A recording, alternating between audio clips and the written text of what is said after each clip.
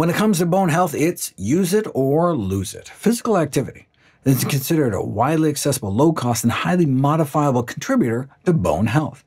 Exercise transmits forces through the skeleton, generating signals that are detected by our bone-building cells.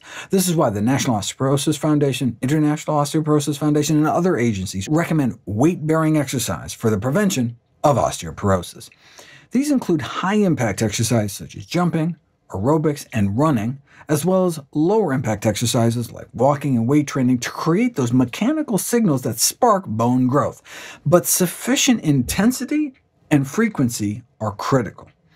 The large variation in bone benefit across different studies, from negligible changes to substantial improvements in bone mineral density, have been attributed to the adequacy of the exercise regime.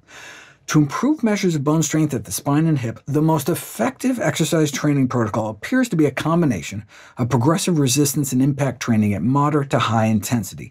Low-intensity exercise does not appear to be sufficient. For example, while regular walking is often prescribed to prevent osteoporosis, it appears to offer limited benefit for bone loss prevention. On its own, walking has no significant effect on bone mineral density of the spine, wrist, or overall skeleton, but it has been shown to significantly improve hip bone density in studies that have lasted more than 6 months.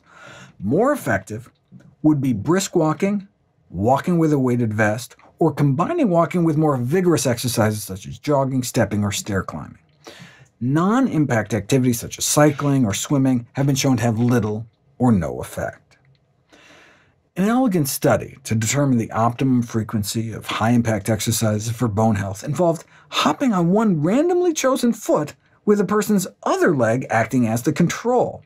Women were randomized to hop 50 times on that one same leg, either 7 days a week, 4 days a week, 2 days a week, or not at all, for 6 months. And the brief daily hopping increased hip bone density, but less frequent hopping was not effective. The only group that built significantly more bone in their hip on the jumping versus non-jumping side within those 6 months was the 7-day-a-week group. If you jump 50 times with about a 10-pound weighted vest on, however, you may be able to preserve your hip bone density with just 3 sessions a week instead of every day.